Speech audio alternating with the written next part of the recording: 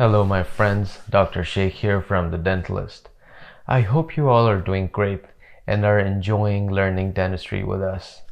In the last video we talked about dental gypsum in great detail, and today we'll start with a very interesting topic, which is dental waxes.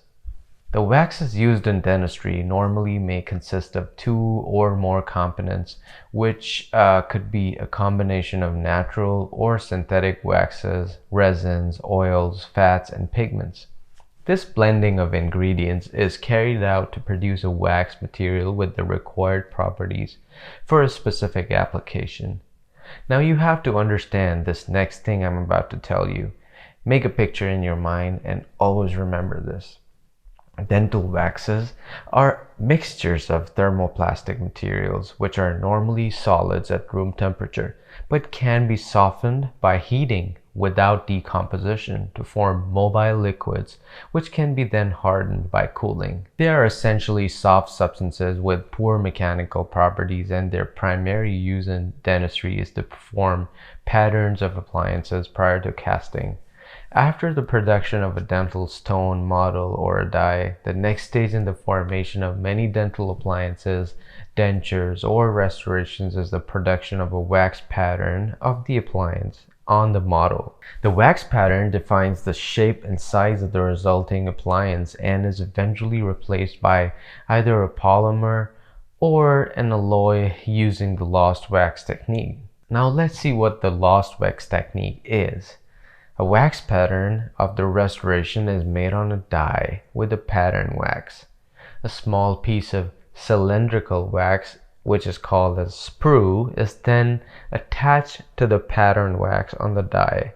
The wax pattern along with the sprue is then placed on a sprue former or a sprue base, which is also called as a crucible former. This crucible former is usually made of rubber for long-lasting and reliable performance. Now, this whole setup is then covered with a casting ring. It is often made of stainless steel or some other strong metal capable of holding its shape. These casting rings should be durable and easy to clean. So anyway, this casting ring is placed in contact with the sprue former on one end, which is the base, and the other end of the casting ring is open. After the casting ring is placed and is stable, a casting ring liner, usually made of cellulose paper or ceramic paper, is placed. This casting ring liner is later burnt out along with the wax. The significance of casting ring liner is that it gives us the space for investment material to expand.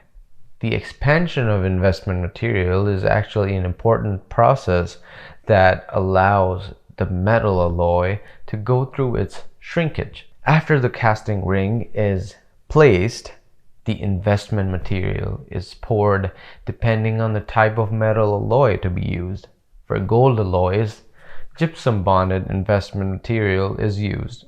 And for base metal alloys, phosphate bonded investment material is used. Don't worry, we will learn all about investment materials in another video. Now, after the investment material sets, the wax pattern is entrapped in the investment material. And the whole casting setup, including the casting ring liner, sprue, and pattern wax, becomes stable into the investment material. This whole setup is then removed from the crucible former and then is placed on a burnout furnace. The burnout furnace is basically the heat source that heats up the entire setup, including the casting ring, investment material, and wax.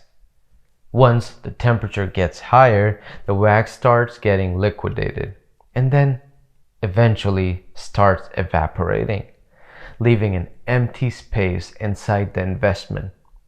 Thus, the name lost wax technique is given to this process. After the burnout of wax, we have this empty space inside the investment material, which is called as the mold space. Now, this entire setup, while it's hot, is placed in a casting machine over a crucible made of clay. This casting machine, while heating up, lets the metal melt. The casting machine then rotates at a very high speed, due to which the molten alloy gets injected into the mold space. The setup is then allowed to cool down, after which the casting ring is removed and the metal pattern formed in the mold space is then retrieved from the investment material. The metal pattern is then cleaned properly to get rid of all the impurities and leftover investment material. The sprue is also sectioned, and then you have a metal pattern that could be a crown or a bridge or any prosthesis. I hope you now completely understand the whole process of dental casting and lost wax technique. Now, when I was in my college, I could never understand what the role of waxes in dentistry actually was, not even the lost wax technique. But then gradually, when I got into clinical dentistry, I realized that the wax is such a beautiful material. It actually gives us the power to create what we want. I'll give you a very easy to understand example so you could understand dental waxes better. Imagine a patient comes to you and wants a crown on the lower first molar. Now, before you shave down the tooth and give the patient a beautiful zirconia crown, you decide that you want to give the patient a temporary crown until the zirconia crown gets fabricated in the lab and arrives at your dental office. Now, how do we make a temporary crown? It's very easy.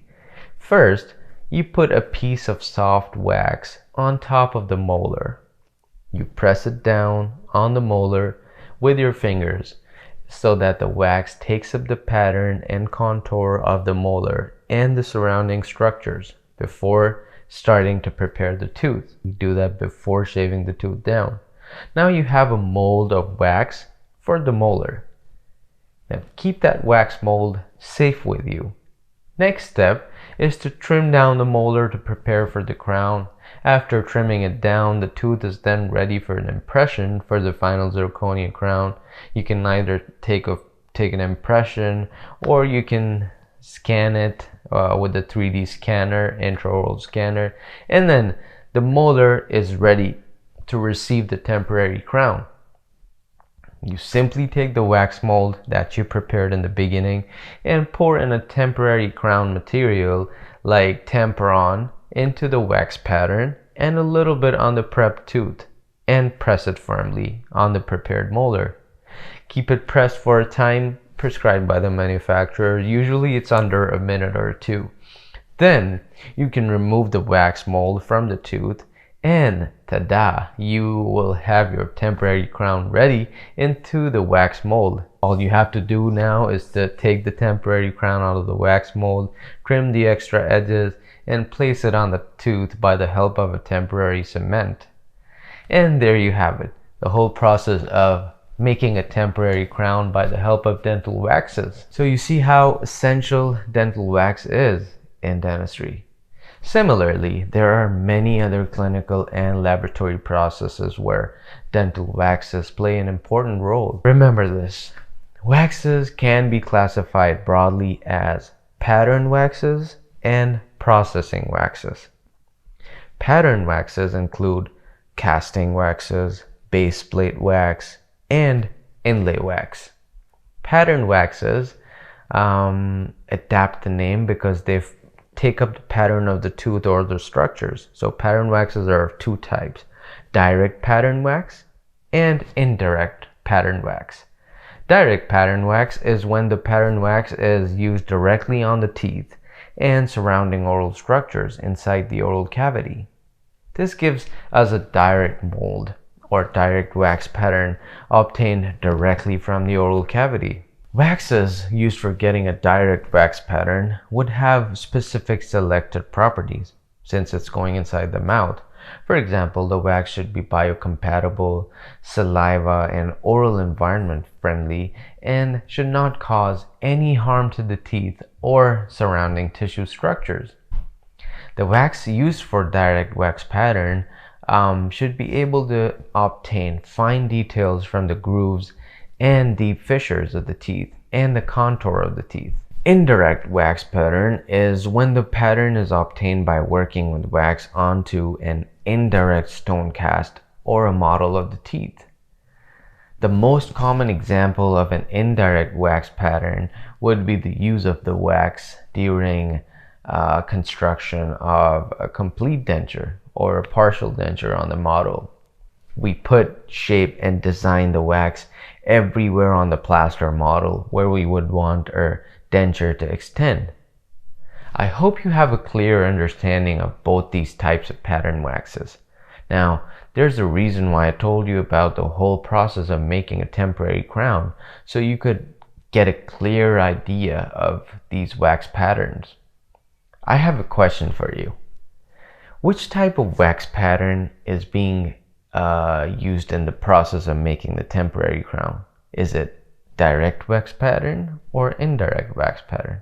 I want you to pause the video, think about it, go back to these parts of the video to understand these types of wax patterns and write down your answer in the comments.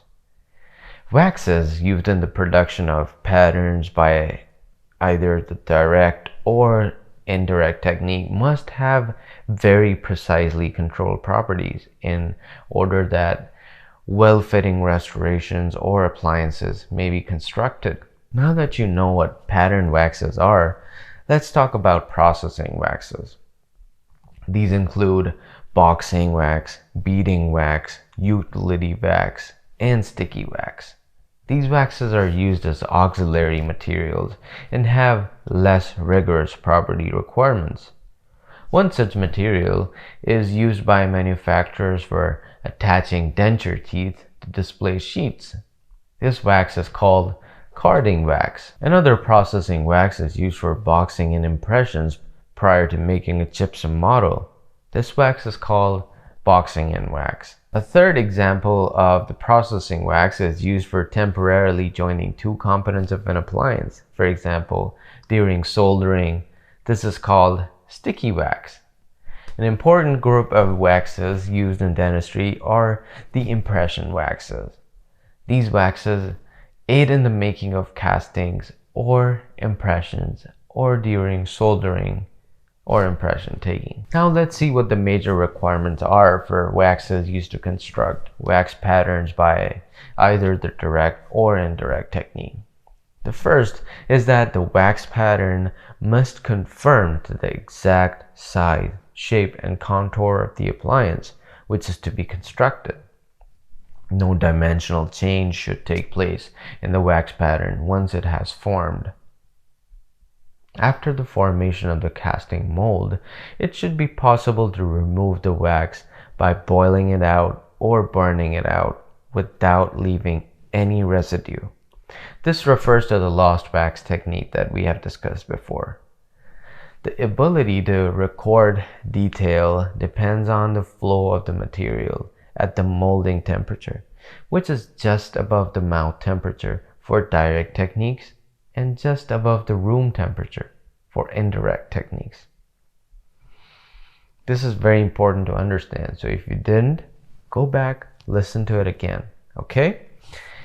And then accuracy and dimensional stability depends on dimensional changes which occur during solidification and cooling of the wax. Distortions may also occur if thermal stresses are introduced. Now we should know that the major components of dental waxes may be of mineral, animal, or vegetable origin. Let's see how we can categorize waxes according to these major components. The waxes that have mineral origin include paraffin wax and the closely related microcrystalline wax. These are both obtained from petroleum residues following distillation.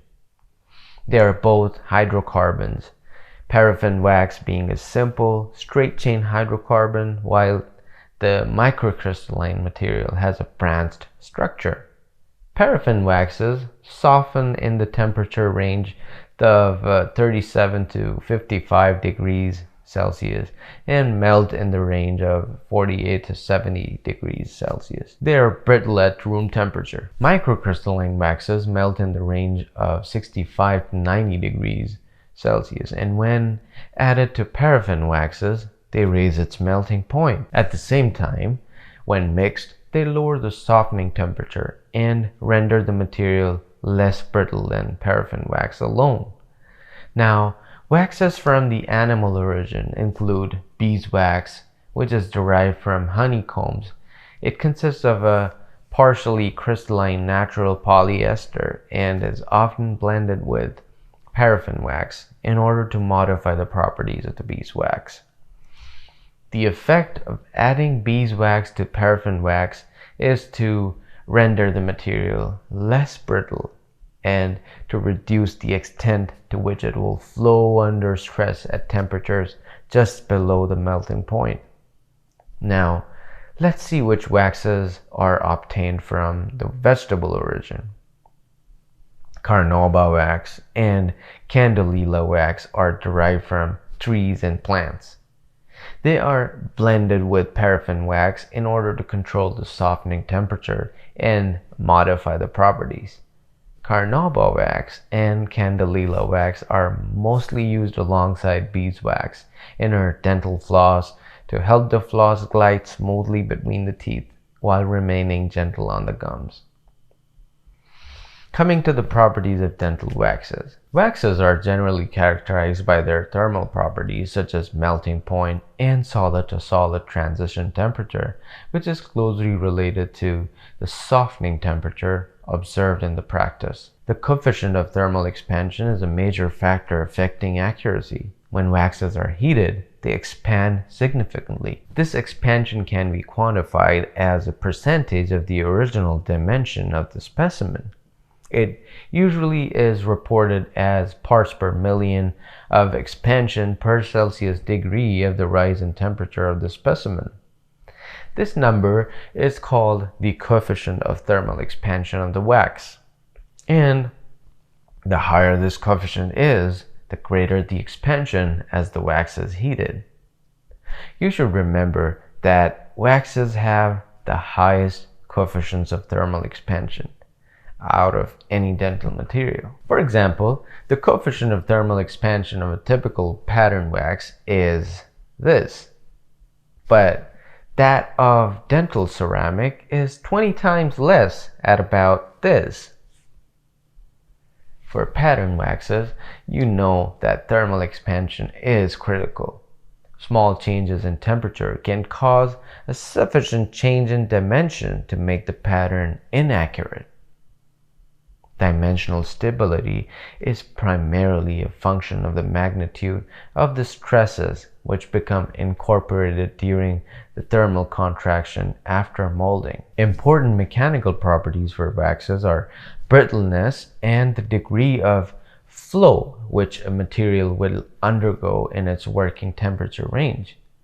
All the waxes used in dentistry have a predominantly crystalline structure and are characterized by a well-defined melting point. On heating, a second endothermic peak exists at a temperature somewhat lower than the melting point. This peak is indicative of a solid-to-solid transition involving a change in the crystalline structure of the wax. The change in crystal structure is accompanied by a change in mechanical properties, and the wax is converted from a relatively brittle solid to a much softer and moldable material.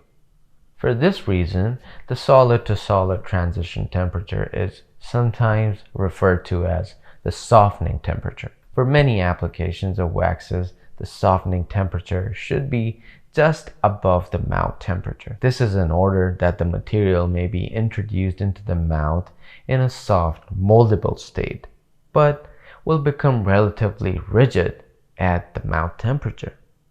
And that's when we take it out of the mouth.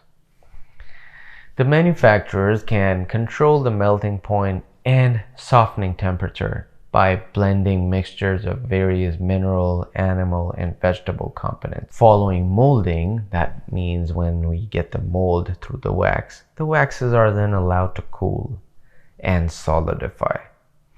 During this cooling period, they may undergo potentially significant contraction due to the high values of coefficient of thermal expansion exhibited by these products. The thermal contraction may not be fully exhibited immediately after cooling. The low thermal conductivity values of the materials result in solidification of the surface layers of the wax well before the bulk becomes rigid. This reduces the magnitude of the thermal contraction and produces significant internal stresses. Dimensional changes may occur due to relief of these stresses. This is more likely to occur at elevated temperatures or when the wax mold is left for a longer time. Greater stresses may be incorporated if the wax is not properly softened before the molding procedures. Methods for softening the wax prior to molding include a water bath, an infrared lamp, and a Bunsen burner. In order to achieve even heating with the Bunsen burner, it is important that the wax should be held in the warm rising air above the flame and not in the flame itself.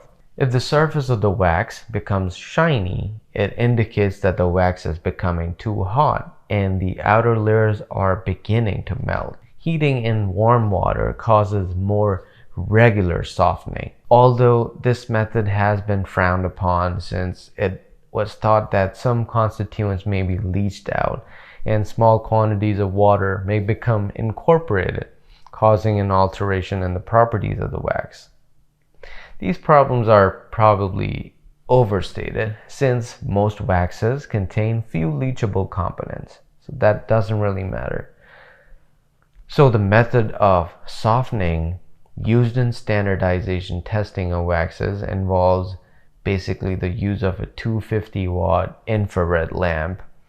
When using this method, the distance of the wax from the lamp must be carefully controlled in order to cause softening but not melting. The ideal method for softening wax is to use a wax annealer. This is a thermostatically controlled oven which keeps the wax at a constant temperature just above the softening point, ready for use.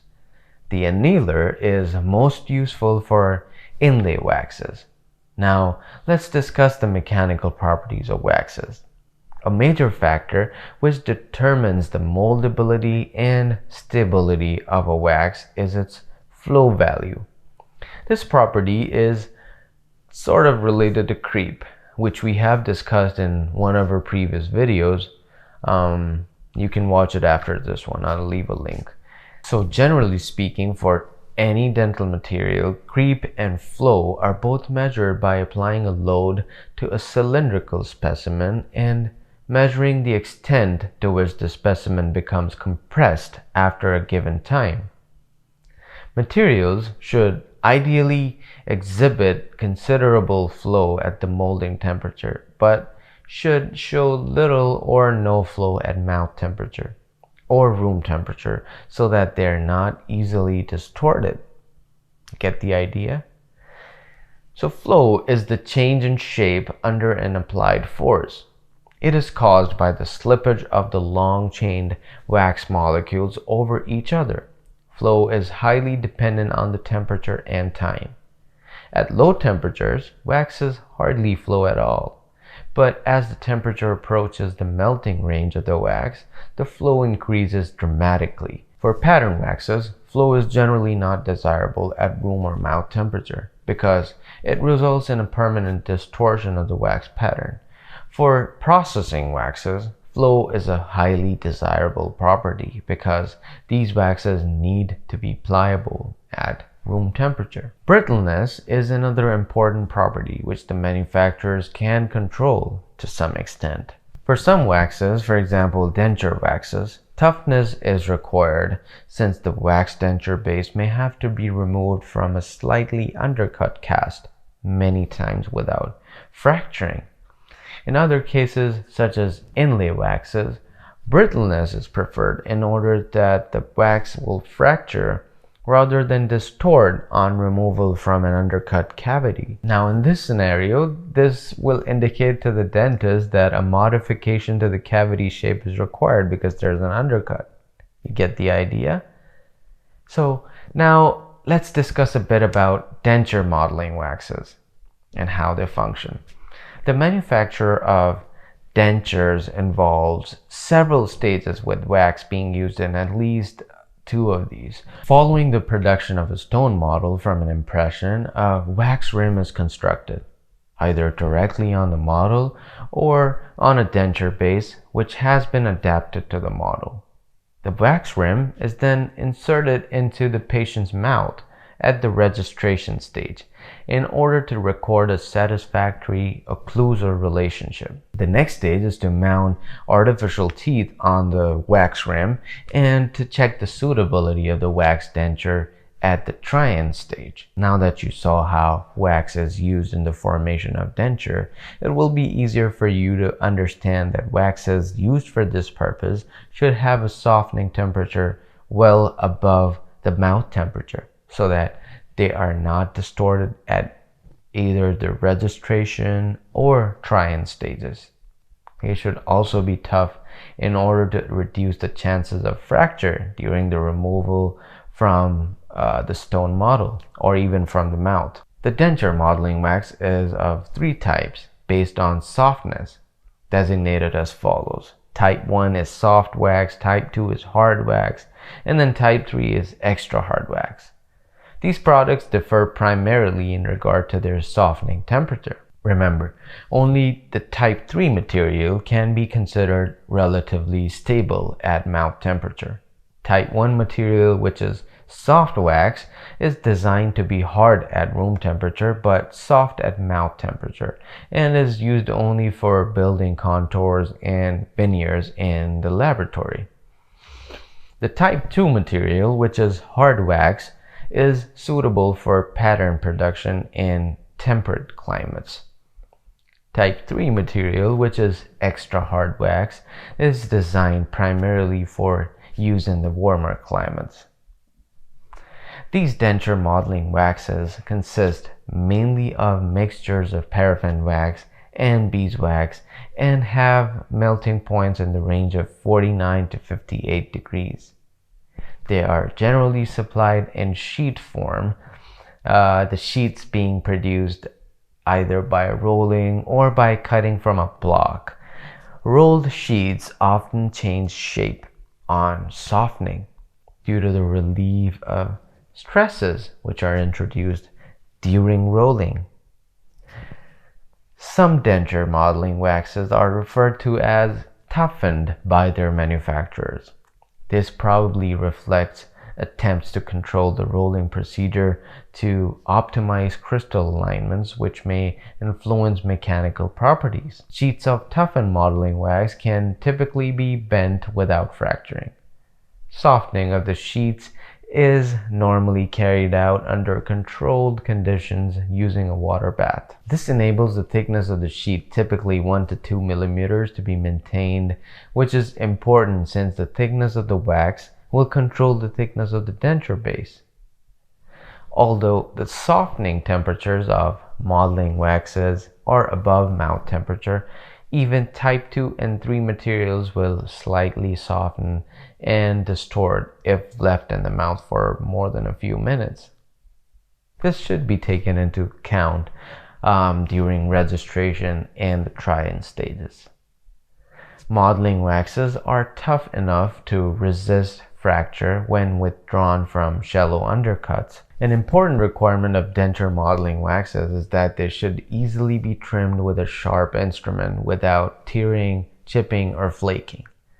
These characteristics are determined at room temperature, since they dictate the ease with which trimming can be performed in the laboratory situation. Temporary denture bases constructed from wax and used during denture construction are prone to distortions unless great care is taken. For this reason, alternative materials techniques are sometimes used. Shellac, a wax-like resin which is more stable at mouth temperature, has been used for construction of the temporary denture base. The wax rim is then built on top of this more stable base. Shellac is a natural beetle exudate which has a considerable higher softening temperature than ordinary modeling wax. Care must be taken to definitely ensure thorough softening prior to molding, otherwise considerable stresses are introduced which eventually would lead to distortion. Now, let's talk a little bit about inlay waxes. Wax patterns for inlays or cast posts can be produced either by a direct or indirect technique, as mentioned previously. The use of direct wax patterns is normally reserved only for the most simple designs of cast posts. These patterns can be removed from the prepared tooth or root with a minimum of distortion. Inlay casting waxes are currently classified in two types. Type 1 is soft, Type 2 is hard. The Type 1 materials are designed for use in the indirect technique, being suitable for making patterns outside the mouth for the production of inlays, crowns, and cast pontics. The Type 2 materials are suitable for use in the direct technique and may also be suitable for indirect use for the production of inlays and crowns, of course. The difference between the two types of wax is characterized by their flow behavior. Both types are commonly produced in the form of cones and sticks. For direct wax patterns, the softened wax is forced into the cavity and held under pressure until it cools. The wax should soften just above the mouth temperature and should not be raised to a higher temperature than necessary in order to reduce the magnitude of thermal contraction and internal stresses. In addition, the softening temperature must be tolerated without pain by the patient. The thermal contraction occurring on the removal of the direct pattern material from the mouth is of the order of around 0.1 to 0.5%. This would seem sufficient to cause problems of fit with the final cast restoration, although serious problems are rarely encountered in practice, possibly because of the relatively simple nature of the restorations produced by the direct technique. Dimensional changes caused by stress relief are minimized by investing the pattern as soon as possible so that the stresses don't release and the dimensions remain accurate. Right? The material should be hard at mouth temperature and when removed from the cavity should fracture rather than flow if the cavity has unwanted undercuts. This enables the undercuts to be located and removed. We've talked about this before. So the wax should ideally have a good color contrast with enamel and be easy to carve without flaking. When a direct pattern for a two-surface restoration is removed, there is a need to increase the bulk of the material in the contact area between teeth to ensure that the correct pattern of tooth-to-tooth contact is recreated. This can be achieved either by using a very low fusing point wax and adding to the pattern or by soldering additional precious metal to the casting. Direct patterns for post cores are built up using a different approach. The post channel is usually prepared using a proprietary system and a preformed pattern for the post is installed into the canal. The core is then built up in wax by melting the wax on an instrument and carrying the molten wax into the tooth. The required properties are produced by using a blend of several types of wax, including paraffin wax, carnauba wax, candelilla, and beeswax with small quantities of other resins. The procedure for indirect patterns is similar to that described for direct patterns, except that the softened wax is forced into a cavity on the gypsum die, as discussed before. Since this procedure is carried out at room temperature rather than mouth temperature, inlay waxes for indirect patterns may soften at a somewhat lower temperature than direct wax pattern. Although the softening temperature should not be so low that the wax will flow at room temperature. The value of thermal contraction for the indirect technique is much lower as a result of the lower softening temperature. This may be considered a distinct advantage of the indirect technique. However, it should be appreciated that the dye has been produced in an impression which was itself recorded at mouth temperature and then cooled to room temperature, thus undergoing a thermal contraction which may approach the value of a direct wax pattern material. The normal method of softening for inlay casting waxes is using the dry heat. When using a flame, care should be taken not to overheat the wax while at the same time thorough softening throughout the whole bulk of material occurs. When material is used in stick form, it is gently rotated above the flame until it becomes shiny.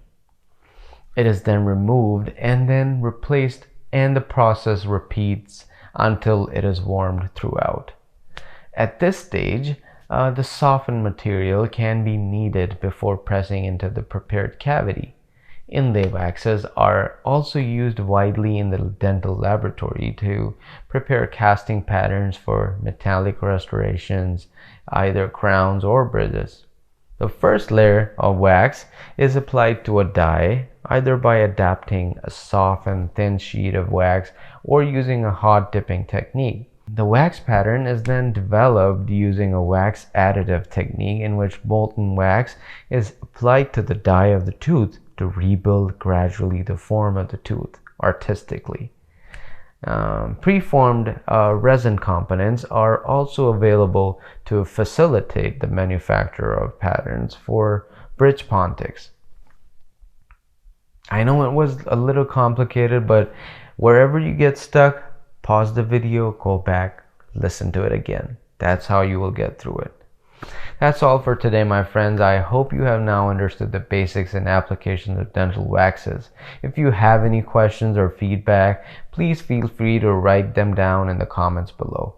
Please like and share this video and subscribe to the channel. I'll see you in the next one. Take care till we meet again.